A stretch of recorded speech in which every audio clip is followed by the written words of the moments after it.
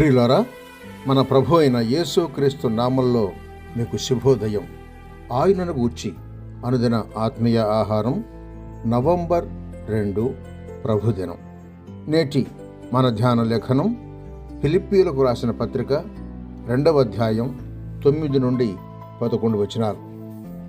అందుచేతను పరలోకమందున్న వారిలో గాని, భూమి మీద ఉన్న వారిలో గాని, భూమి క్రింద ఉన్న వారిలో గాని ప్రతివాని మోకాలను యేసు నామమున వంగునట్లును, ప్రతివాని నాలుకయు తండ్రి అయిన దేవుని మహిమార్థమై యేసు క్రీస్తు ప్రభువు అని ఒప్పుకోనట్లును దేవుడు ఆయనను అధికముగా హెచ్చించెను.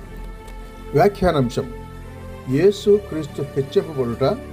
2వ భాగం: హెచ్చింపబడి ఉన్న క్రీస్తు ప్రస్తుతం చేయుచున్న పని. వ్యాఖ్యానాంశం: యేసు క్రీస్తు హెచ్చింపబడుట. 2వ భాగం: హెచ్చింపబడి ఉన్న క్రీస్తు ప్రస్తుతం చేయుచున్న పని.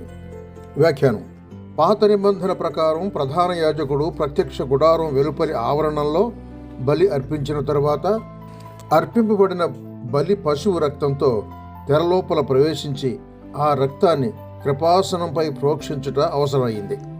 అలా చేయటం ద్వారా ఆ రక్తాన్ని దేవునికి అర్పించాడు.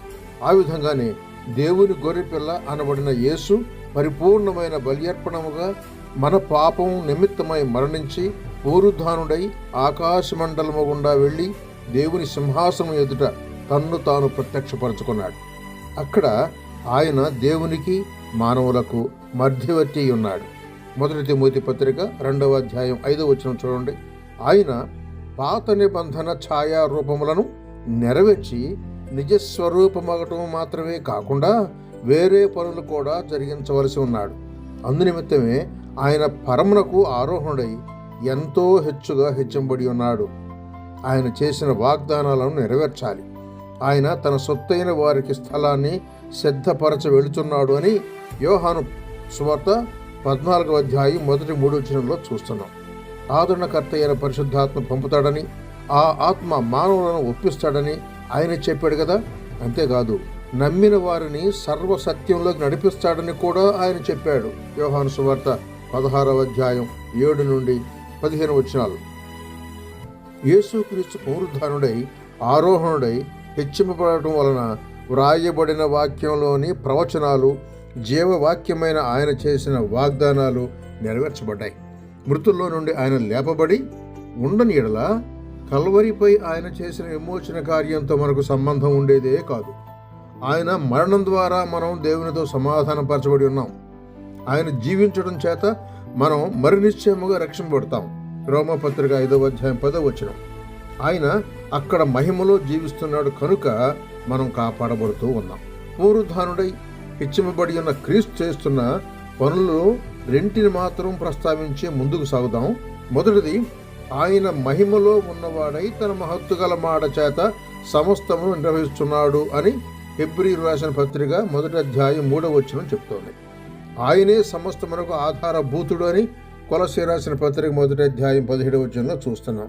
సూర్యమండలాలు, గ్రహాలు, నక్షత్ర కూటమి, ఋతువులు, విశ్వం క్రింద ఉన్న సమస్త కార్యకలాపాలన్నీ ఆయన స్వాధీనంలో ఉన్నాయి. ఎలాగంటే దూతలు, అధికారాలు, శక్తులు ఆయనకు లోపరచబడి ఉన్నాయి అని 1 పేతురు పత్రిక 3వ అధ్యాయం 22వ వచనంలో చూస్తున్నాం. ఆయన వాటిని ఎలా పాలిస్తాడో, ఎలా తన స్వాధీనం ఉంచుకుంటాడో ఆ వివరం మనకు బయలుపరచబడలేదు. కానీ ఆయన సమస్తాన్ని నిర్వహిస్తున్నాడని, పాలిస్తున్నాడని, తన స్వాధీనం ఉంచుకున్నాడని మాత్రమే మనకు తెలుసు. హెచ్చింపబడి ఉన్న క్రీస్తు ఇప్పుడు చేస్తున్న పనులు కొంతవరకు మనకు తెలుసు. మనం ఇప్పుడు వాటిని సంగ్రహంగా పరీక్షిద్దాం. ఈ పదవులు మానవుల కొరకు ప్రధానంగా ఆయన రక్తంతో కొనబడిన వారికి సంబంధించినవి. అవి మొత్తం 6 ఉన్నాయి. ఆ 6 పనుల్లో మొదటి 3 భూలోకం వైపుకు, మిగతా 3 పరలోకం వైపుకు అన్వయింపబడుతున్నాయి. సశేషం తరువాయి భాగం ప్రభు చిత్తమైతే వచ్చే ప్రభు దినంలో విందాం. సహోదరుడు ఎం. డేవిడ్సన్. శుభములతో వందనాలు.